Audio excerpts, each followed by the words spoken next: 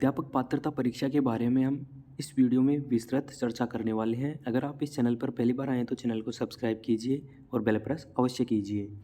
कम समय में तैयारी कैसे करें, किन किन बातों का ध्यान रखें, इस भर्ती में कब एग्ज़ाम होगी, कब एडमिट कार्ड आएगा, किस प्रकार से आपको तैयारी करना है, किन बातों का ध्यान रखना है, संपूर्ण जानकारी आपको इस वीडियो में दी जाएगी। आप वीडियो को बिना स्किप किए देखिए। राजस्थान अध्यापक पात्रता परीक्षा ऑनलाइन आवेदन आमंत्रित किए जाते हैं। ऑनलाइन आवेदन भरने की दिनांक है 16 दिसंबर 2024 से 15 जनवरी 2025 रात्रि 12 बजे तक। तो आप बिना अंतिम तिथि देखे जब से फॉर्म शुरू हो पहले ही अपना आवेदन सुनिश्चित करें। आप ई-मित्र के माध्यम से भी वही टाइम तक आवेदन शुल्क जमा करवा सकते हैं। वेबसाइट से प्रवेश पत्र डाउनलोड करने की संभावित तिथि आपको 19 फरवरी को साढ़े 4 बजे से एडमिट कार्ड मिल जाएंगे। परीक्षा दिनांक 27 फरवरी 2025 गुरुवार। आप सभी जानते हैं कि माध्यमिक शिक्षा बोर्ड की अधिकतर एग्ज़ाम जो 10वीं बारहवीं की होती हैं वह भी गुरुवार से शुरू होती हैं, तो इन्होंने यह भी गुरुवार से ही शुरू किया है। आवेदकों की संख्या एवं परीक्षा केंद्रों की उपलब्धता के दृष्टिगत परीक्षा का आयोजन आगे की तिथियों को भी जारी रखा जा सकता है, यानी पारियों में एग्ज़ाम हो सकती है। अगर आवेदन अधिक आते हैं तो पारियों में होगी एग्ज़ाम, तो नॉर्मलाइजेशन होना संभावित है।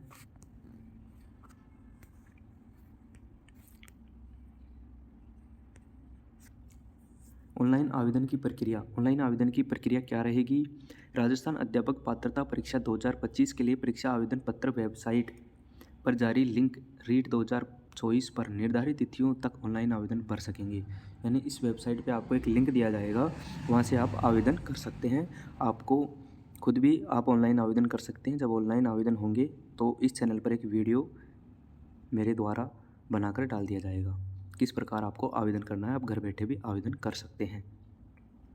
यानी आप इसमें अभ्यर्थी को सर्वप्रथम नाम, माता का नाम, पिता का नाम, परीक्षा स्तर एवं मोबाइल नंबर अंकित कर संबंधित ई-मित्र बैंक ऑनलाइन भुगतान की चुनाव करें।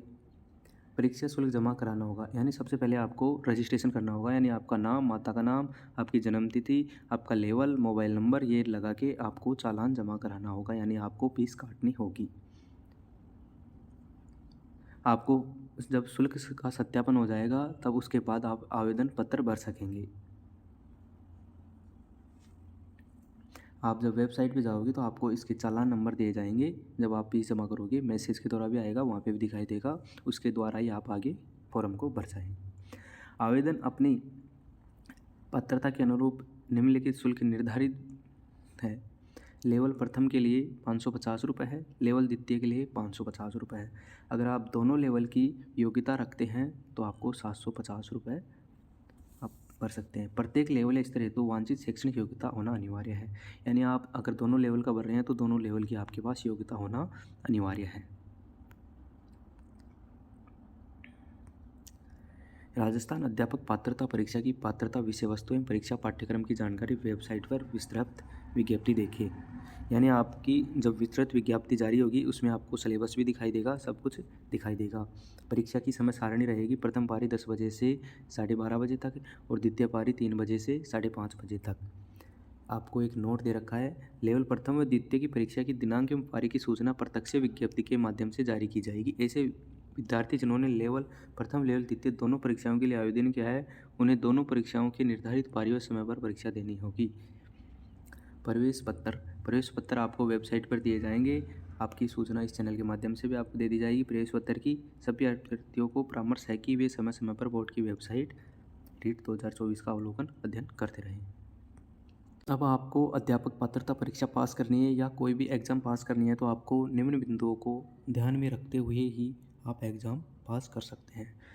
सबसे पहले आपके पास एग्ज़ाम का सिलेबस होना चाहिए। क्या होना चाहिए?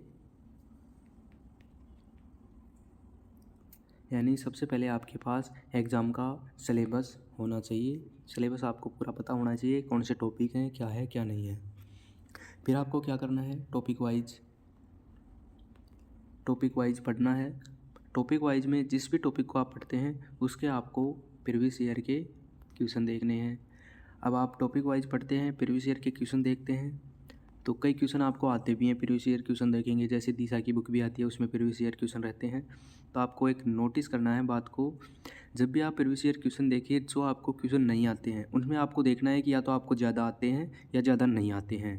तो जो भी कम हो उसको आपको मार्क करना है, जैसे आप गोला लगा लीजिए कि ये पर्सन मेरे को नहीं आता है। तो जब भी आप दोबारा से रिवीजन करोगे तो आपका समय की बचत होगी, यानी आपको जो गोले लगे हुए क्वेश्चन हैं उनको ही पढ़ना है, बिना काम के क्वेश्चनों को नहीं पढ़ना है जो आपको आते हैं, क्योंकि आपको समय की बचत होगी। समय बहुत कम है एग्ज़ाम में।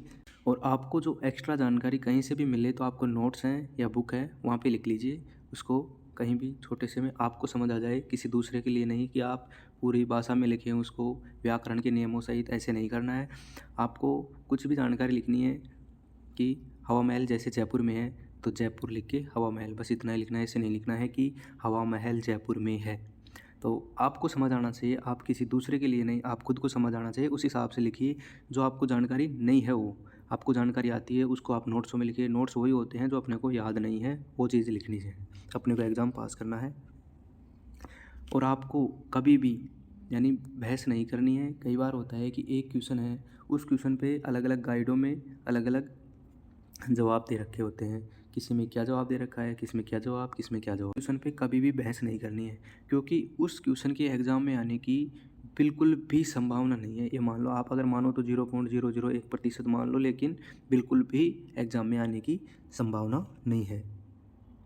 और आपको मात्र सभी सब्जेक्ट की एक एक ही बुक लेके आनी है, यानी एक एक बुक लेके आनी है। उसमें गलतियां हैं, गलतियों को पढ़ लो, कुछ भी हो। अगर आपको किसी के साथ बहस करनी है क्वेश्चनों को लेकर या कुछ भी, तो आपको क्या करना है, जब आप फ्री टाइम हो, कहीं इधर उधर जा रहे हो, तब आप कॉल करके बहस कीजिए। ना कि आप पढ़ते टाइम आपके कोई सवाल आ गया तो आप उसी को लेकर अगर बहस करोगे, उसकी एक तो संभावना नहीं है एग्ज़ाम में आने की, और आपका वो दिमाग ख़राब कर देगा और आपका इतना समय बर्बाद कर देगा जिसमें आप बहुत कुछ कवर कर सकते थे। बस आपको इन बातों का ध्यान रखना है। फिर भी आपके कोई सवाल है तो आप नीचे कमेंट कीजिए, मैं आपके कमेंट का जवाब अवश्य दूँगा। धन्यवाद।